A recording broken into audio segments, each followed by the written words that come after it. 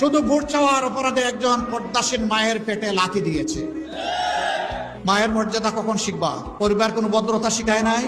সবাই তো একজন মায়ের পেট থেকে দুনিয়া এসেছে। আমি তাদের প্রতি অনুরোধ করবো, আগে নিজের মাকে সম্মান করবেন। ভিডিওতে দেখছেন, আপনারা শুনতে পারলেন যে একজন বিএনপির নেতা একটা মহিলার উপরে কিভাবে লাথি দিল এবং তার সাথে কি ব্যবহারটা করতেছে।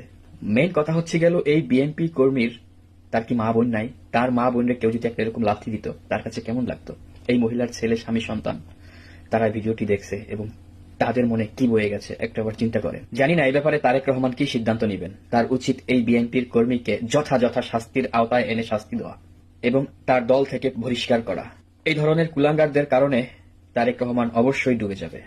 এই ধরনের কুলাঙ্গারদের কারণে তারেক রহমানের মান সম্মান সব শেষ হয়ে যাবে। আপনাদের কাছে একটাই অনুরোধ, সামনে নির্বাচন, আপনারা আপনার মূল্যবান ভোটটি একজন যোগ্য ব্যক্তি